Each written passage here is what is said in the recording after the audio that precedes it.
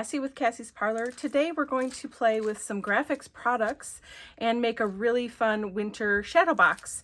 So just a quick overview, we're going to be using the opaque white craft plastic to make some layers, all right? And then we will be using the clear adhesive-backed film for inkjet computer graphics for the background of our shadow box. And then for the actual shadow box, I'm using this metallic foil board. I love this stuff so much. It comes in, the package I have here is 10 sheets of 10 by 13 inch, and you get 2 each of gold, silver, green, red, and blue. Mine is very well loved and almost gone because I just love it so much. But if I just show you the colors really quick, there's the red, super gorgeous, really great to use during the holidays, really anytime. But we're using the blue today, as you can see here. Here's the green, and you know, you get 2 sheets of each, and then here's the gold, and I think I don't have the silver because I used it. So anyway, those are the 3 products we're going to use today to make our project. And I've already cut out and printed all of the pieces that we need, so we're just going to sort of assemble and put this all together. These pieces, so all 4 of these pieces, so this printed piece and these 2 cut files and this cut file are all from an Etsy bundle that I have of this product specifically. So you can find it there if you'd like to make your own. Okay, and so we're just going to get started. I'm going to put this aside for now. We're going to work on these 2 layers first, and then I'll show you how it all goes together. It's really, really simple, and I love simple because especially this time of year when it's when we're so busy with, you know, holiday things and and doing family things, it's really nice to be able to sit down and create and do something fun and not have to have it take a long time. And then this is something you can display in your house. You can give it as a gift. You can use this idea to create any kind of shadow box throughout the year and really take it in your own direction and give it your own style and twist. So that's really exciting too. So I'm going to lay down the Teflon mat I have here because we are going to work with alcohol ink to decorate this. So this is the opaque white craft plastic that I've cut out using SVGs, and I used a Cricut, but you know, of course you could use any kind of die cutting machine. So these are 2 separate layers. They have the perforated edges for folding, so it will fit exactly into the shadow box when it's time to assemble. And so this is the front layer, and this is the layer that goes behind, and you can see when they layer up here how nicely they kind of fit together, and you'll be able to see that a lot better once we add some color. So I'm going to put one off to the side. We'll just start with this first one here, and we have let's see, I'm going to be using T-Rex alcohol inks in a few different colors. So I've got a couple of greens here for the tree, and you can see there's holes cut out where the lights would be. We're going to light this shadow box, so then those will light up. That will be really cute. And then I'm going to use like a light blue and a light purple for the snow sort of hill we have here. So that's what we're going to do first. I've got also some clear blending solution. This is just a spray little mister, mini mister that has 99% isopropyl alcohol, whatever the highest content is. That's what's in here, and it's fun to just spray and get like different effects and textures on your alcohol ink layout here. So first I'm going to work on just this bottom part, and I really don't want any of it to go onto this tree area because I want the tree to be the green color. So I'm just going to put a piece of Scotch tape here that just sort of blocks alcohol ink from moving up into the base of the tree. All right, and it holds it down. It's pretty nice. So I'm just going to cover this whole section with these 2 light colors of alcohol ink. This one has some shimmer in it. I thought that would be nice since it's snow, you know, it gives it more of a shimmery, wintry effect. So I'm just going to shake this one up really quick. If it's just pure alcohol pigment, you know, you definitely don't need to shake it. So I am going to start by opening both of these and my clear blending. And I like to just put a little bit of clear blending. There's a lot of ways you can do this. You can use a pouncer, you know, and do this. You can just lay your color out and blow it with a straw. You can do so many different things. Lots of ways to deal with this. I'm going to use a straw today and just play. I'm going to let this dry, and then I'm going to spritz a little bit of alcohol on here, and then I think I'll wipe away what got on the tree so that we can do the tree part next. I'm just going to do a little tiny spritz, and then from up here I'm just going to lightly mist. Ooh, look at that. See what I get? Ooh, and now it smells nice and clean like a hospital here. I love that. I love the little bit of, oh, there we go. Just a little bit more on this side. And see, that does help to lighten it up a little bit. I'm going to use my paper towel, find a clean section of it here, and just get a little bit. Actually, what if I put some alcohol? It'd probably be best if you had some hand sanitizer. That would work too. I don't have it here next to me, so I'm just going to use alcohol, but see how nicely it just wipes it away. Now luckily we're working with green, which those are both cool colors, so it really is not going to be a big deal, but there we go. Okay, all right, here we go. So now, ooh, that looks cool on the back too. I like it. I like it. I like it. Okay, so now I'm going to actually flip this upside down so that I'm mostly working here. Obviously the tape didn't work, so I'm just gonna try to put a little bit down. I'm not going to use the clear blender for now. This one also has some shimmer in the bottom, so I'm going to shake it really quick. Again, using T-Rex ink, but you can use any kind of alcohol ink. They will all work just the same on your opaque craft plastic. Okay, so here we go. I'm going to start with this lighter color because I want mostly light with a little bit of dark. I think this light is nice and bright and cheerful. It's just a really fun green, especially for a Christmas tree, don't you think? So here we go. Okay, just do a little bit of dark, and I'm blowing really lightly to just kind of move it around and see what we get. See how that green is taking over, because that's just what, or the dark green, I mean. It's just what it does. So I'm going to just pull a little bit of the dark because I want it to stay lighter. But I do want a little bit of darkness down here just to sort of keep the balance going. I'm going to add more light. I'm getting rid of all of those white areas. I don't want any white areas. I don't mind if there's extra. Ooh, it seems to be behaving for now. Let's see. So I'm blowing really lightly this time because I just want to like swirl the colors and get like a marbly effect.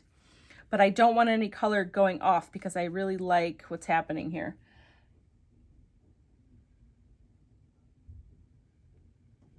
And again, that lighter green has shimmer in it. Very, very cool. I've got this dark patch. I kind of like it there, but I do want to spread out a little tiny bit. So I'm just going to work on that area.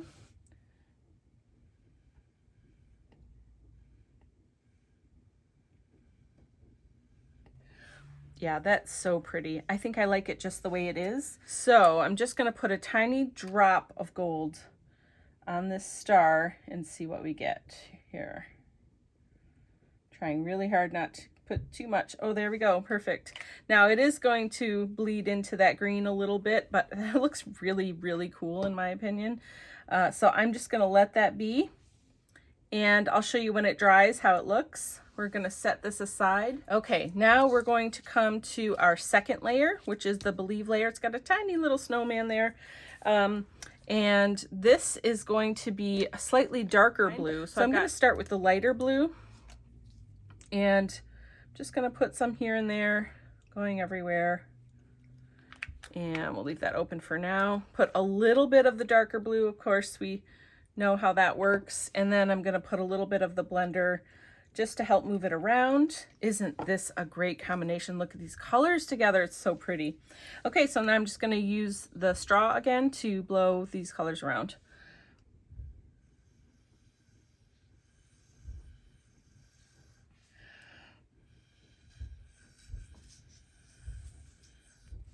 Wow, this is so beautiful. Oh my gosh, you could even just, you know, let it drip. It just depends on what texture and style you're going for here. Lots of ways to use the alcohol ink. So for the next piece, we've got our shadow box. Now you can see this cuts out just like this for you. So there's perforated lines, which are folding lines. The edge I've scalloped, so we'll have a nice little scallop border around it. This is the outside. So what I'm gonna do then is, before I start to fold it, because I do have a background I want to put like in the night sky here, I am going to, this is the Computer Grafix clear adhesive backed inkjet film. Okay, so I designed my sky for the background and I printed it in my inkjet printer. I set it aside, let it sort of dry for just a minute or so to make sure it's not going to smudge or smear. And then I cut it down to the size that I needed for this particular shadow box. And then I'm just going to peel off the backing. All right, just like this. And look at this, you have a nice big clear sticker that you can print whatever you want on it. So, so cool. All right, so now I'm just gonna line this up within those perforation lines to make sure we're good and stick it down. Trying not to use my fingertips just in case some of that alcohol ink wants to come off. So now we have our sky for the background with our little Santa sleigh, and we're ready to fold all of the tabs and corners for our shadow box. Yeah, this metallic foil board is just so sturdy and amazing, and I love the foil color, the different colors of the foil. It's just really outstanding. Okay, so now we just need to tape it together, and the best way that I have found, oops, I forgot to fold in my little scallops. The best thing I found for taping is really simple. We're gonna tape the flaps. You wanna use a strong tape. Okay, so to stick this all together, I'm gonna use the double tack mounting film. This is a really strong adhesive. This is from Grafix as well, and it comes in sheets like this. So I'm just going to use my scissors here and cut pieces that are in the exact size that I need. So I just need some on the 4 tabs. So to use this, you know, it's just got protective sheet on either side, and it's just a double stick tape. So you just peel one side off and stick it down where you need it. It's okay that it's a little bit over, because when it's time to stick it, I'll just fold it up, you'll see. It's very easy to use. I love this because I can make it the exact size that I need it, and I don't have to worry about a particular roll or style of tape fitting just, you know, the way that I need it to. And this sticks really, really well, super strong. So I'm putting this double tack mounting film on all 4 tabs. Now we just need to put 4 tiny little squares on the side scallops on the inside, okay? And I'll show you right now what that looks like. And this is all the tape we need to build the frame of the shadow box. Okay, so you see I've put tape now, a little square of tape on the side scallop. So then I'm just gonna flip it and do the same thing on this side, and then we will put it all together. So now I'm just going to peel one side. So when I peel the double tack mounting film off to stick this all together, I just like burnish it with my thumbnail just to make sure it's stuck down really well. And I have a fingernail, but if you don't, that's okay. You could use a, you know, a little pick or something, or you can just grab it with your finger, and it peels off really quickly and easily. So, but burnishing it with your thumb for just a second helps it to really stick to your, you know, your base, and makes it a lot easier to pull up. So these sides that had a little hanging over, I'm just folding over that excess tape so that it's not hanging over the side. Okay.